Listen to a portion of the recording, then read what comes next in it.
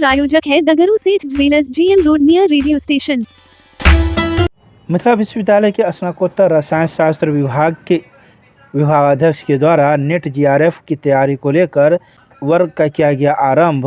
मिथिला विश्वविद्यालय के स्नातकोत्तर रसायन शास्त्र के विभागाध्यक्ष डॉक्टर प्रेम मोहन मिश्रा के द्वारा विश्वविद्यालय बंदी के दौरान नेट GRF की तैयारी को लेकर छात्र छात्राओं के साथ वर्ग का किया आरंभ। बता दें कि इस संबंध में विभागाध्यक्ष डॉक्टर प्रेम मोहन मिश्रा ने मीडिया को पूरी जानकारी प्रदान की।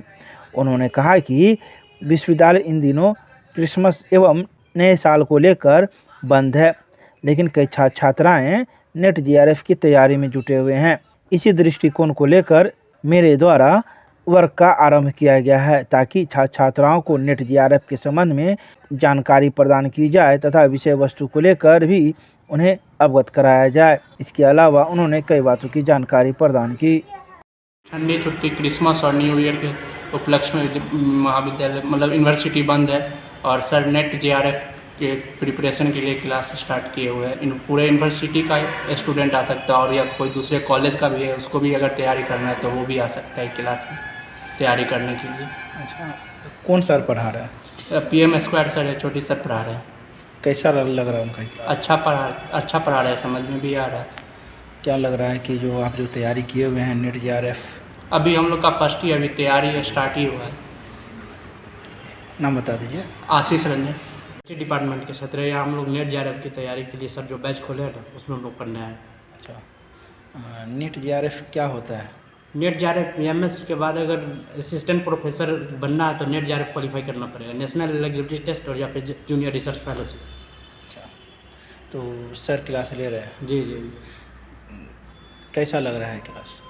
सर का क्लास रेमेडियल से लेकर एडवांस तक चलेगा, यानी बेसिक टू एडवांस। इसमें जो भी टॉपिक बेसिक में कमजोर है उसे ठीक किया जाएगा और उसके लेवल के ऊपर तक पढ़ाया जाएगा। क्या नाम हुआ?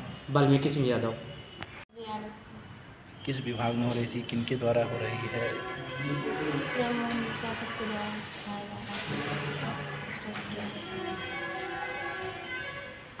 क्या नाम है? मेरा नाम डॉली कुमारी। ये केमिस्ट्री विभाग है, डिपार्टमेंट ऑफ केमिस्ट्री। और यहाँ अभी केमिस्ट्री का क्लास चल रहा है, रेमेडियल बेसिक टू एडवांस यहाँ चलेगा पढ़ाई, और उसमें हम लोग पढ़ने के लिए आए हैं। अभी बेसिकली कॉलेज बंद है, यूनिवर्सिटी भी बंद है, और हम लोगों के लिए सर एक्स्ट्रा में रेमेडियल क्लास का आयोजन किया है, जिसमें जो छात्र अगर कमज़ोर हो और जो एडवांस हो उनके लिए नेट GRF और जो कमज़ोर हो उनके लिए रेमेडियल क्लास चलाएगी। तो आप लोग नेट GRF के हैं? जी, हम लोग दोनों से हैं, दोनों क्योंकि बेसिक लोअर टू हायर। क्या नाम है? गोकुल कुमार जी। विश्वविद्यालय नोटिस किया कि इस छुट्टी में डिपार्टमेंट जो ओरिजिनल मार्कशीट है यूनिवर्सिटी से भेजा गया है उसको छात्रों को वितरित करने की व्यवस्था करें। तो व्यवस्था में क्या करना है, हम लोग डिपार्टमेंट खोल के बैठते हैं, जो बच्चे आते हैं उनको मार्कशीट दिया जाता है। तो मैंने सोचा कि जब हम यहाँ आते ही हैं, बैठते हैं, तो ऐसा कुछ उपयोग किया जाए। तो हमने नोटिस किया कि जो बच्चे GRF की तैयारी करना चाहते हैं या जो कमज़ोर बच्चे हैं, जिनका बैकग्राउंड कमज़ोर है, वो बच्चे स्पेशल क्लास के लिए अगर आ जाएंगे तो उनको मैं पढ़ा दूँगा। तो कल से हम लोगों ने शुरू किया है। कल 12 बच्चे आए थे, आज कुछ कम हो गया, 7 ही बच्चे आए हैं, पता नहीं कारण क्या हुआ। लेकिन जब तक छुट्टी है जो भी बच्चे आएंगे तो 2 क्लास हम करते हैं। एक क्लास करते हैं उन बच्चों के लिए जिनका बैकग्राउंड कमज़ोर है, तो उनको हम 9th क्लास से पढ़ाते हैं, जिसको हम मिडिल क्लास कहते हैं। उसको हम 9, 10, 11, 12 से BSc का पढ़ा के MSc के लायक बना देंगे, ताकि वो अपना भविष्य उज्जवल कर सकें। और जो अच्छे बच्चे हैं, जिनका बैकग्राउंड बढ़िया है, जिन्होंने BSc तक पढ़ा है, उन बच्चों को हम UGC का जो CSIR का नेट GRF की परीक्षा होती है साल में 2 बार, जून और दिसंबर में, तो दिसंबर का तो बीत गया, अगले जून के लिए हम तैयारी करवाना चाहते हैं। उससे बच्चों को लाभ ये होगा, अगर वो GRF क्वालिफाई कर जाते हैं तो MSc के बाद PhD करने के लिए उन्हें 31,000 रुपया प्रति माह सरकार की तरफ से मिलेगा, 20,000 सालाना मिलेगा और हाउस रेंट मिलेगा, और वो भारत के किसी भी अच्छे इंस्टीट्यूट में PhD कर पाएंगे और 3 साल में अगर उनका पूरा नहीं हुआ तो फिर 2 साल के लिए एक्सटेंशन मिलेगा, जिसमें उनको 35,000 रुपया प्रति माह मिलेगा। तो ये बच्चे किसी अच्छे जगह से पीएचडी कर पाएंगे और अच्छा जगह से पीएचडी कर लेंगे, अच्छे पब्लिकेशन हो जाएंगे, तो उनको अच्छी नौकरी मिल जाएगी, किसी भी यूनिवर्सिटी में असिस्टेंट प्रोफेसर के पद पर मिल जाएगी, या वो किसी भी रिसर्च इंस्टीट्यूट में जा सकते हैं, या किसी इंडस्ट्रीज में जा सकते हैं रिसर्च विंग में। तो कुछ बच्चों का, जो मिथिलांचल के बच्चे हमारे हैं, उनका कल्याण हो जाएगा, हमारे समाज का कुछ लाभ हो जाएगा। तो इसी प्रयास में लगा हुआ हूँ, देखिए सफलता कितने मिलती है। सर आपका परिचय? मेरा नाम हुआ प्रोफेसर प्रेम मोहन मिश्रा, मैं हेड हूँ university department of chemistry LNU Darbhanga. Delhi के विज्ञान भवन में महामना पंडित मदन मोहन मालवीय की जयंती पर दरभंगा महाराज के पुत्र कुमार कपिलेश्वर सिंह को किया गया सम्मानित। दिल्ली के विज्ञान भवन में महामना पंडित मदन मोहन मालवीय की जयंती पर उनके संपूर्ण वाङ्मय का भारत देश के प्रधानमंत्री नरेंद्र मोदी के द्वारा विमोचन किया गया। इस मौके पर विशेष अतिथि के रूप में मौजूद दरभंगा महाराज रामेश्वर सिंह के परपौत्र कुमार कपिलेश्वर सिंह मौजूद थे, जिन्हें सम्मानित किया गया। इस मौके पर उन्होंने कई बातों की चर्चा की। उन्होंने कहा कि बनारस हिंदू विश्वविद्यालय के संस्थापक महाराजा रामेश्वर सिंह, दरभंगा महाराज राज परिवार और मदन मोहन मालवीय का बहुत गहरा रिश्ता था। धार्मिक संस्था भारत धर्म महामंडल हो या फिर शैक्षणिक संस्था बनारस हिंदू विश्वविद्यालय की स्थापना, रामेश्वर सिंह और मदन मोहन मालवीय की अटूट जोड़ी हर जगह दिखाई दे रही थी। तो वहीं इस कार्यक्रम में कुमार कपिलेश्वर सिंह की पत्नी कविता सिंह भी मौजूद थी। दरभंगा के मिथिला विश्वविद्यालय के परीक्षा विभाग के पास छात्र छात्राओं की उम्र भी 4th सेमेस्टर के छात्र छात्राओं ने रिजल्ट देने की मांग। मंगलवार को मिथिला विश्वविद्यालय के परीक्षा विभाग के पास छात्र छात्राओं की भीड़ उमड़ पड़ी। ये वे छात्र छात्राएँ थे जो 4th सेमेस्टर के रिजल्ट को लेकर खड़े थे।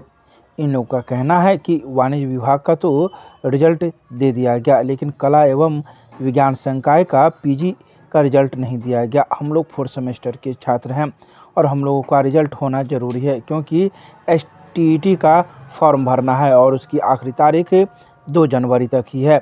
अगर रिजल्ट अभी नहीं दिया गया तो हम लोग किस प्रकार से फॉर्म भर पाएंगे। इसके अलावा उन्होंने कई बातों की जानकारी दी। म्यूजिक के छात्र हम लोग को बताया गया था नोटिस के अकॉर्डिंग, जो 23 तारीख तक आप लोगों का रिजल्ट सभी विषय का जारी कर दिया गया। आज 26 तारीख है सर, अभी तक कोई रिजल्ट की कोई गुंजाइश नहीं है। अभी हम लोग का कोई रिजल्ट, जिस दिन आते हैं अभी 2 दिन का टाइम दिया जाता है। हम लोग नुकसान तो हो रहा है जी सर, स्टेट का फॉर्म हम लोग नहीं भर पा रहे हैं, इसके कारण तैयारी भी। जिस दिन हम लोग हंगामा किए थे उस दिन हुआ था क्या कि 20-22 तारीख तक सभी विषय का रिजल्ट दे दिया जाएगा, लेकिन आज तक आज लीजिए कल लीजिए करते जा रहे हैं, कुछ हो नहीं रहा। हम लोग किसी का नहीं निकला, सिर्फ कॉमर्स वाले को दिया है, बाकी साइंस आर्ट्स हिस्ट्री ज्योग्राफी सबका बाकी। तो अभी आप लोग वही मिलने जा रहे हैं? वही मिलने जा रहे हैं, टाइम पे टाइम बढ़ रहा है। आज रुक जाइए कल रुक जाइए, यही हो रहा है। सर से मिलने जा रहे हैं, बोले हैं क्या रिजल्ट, बोले हैं आज से कल तक रिजल्ट, लेकिन दिन बिताते जा रहे हैं, रिजल्ट देते ही नहीं।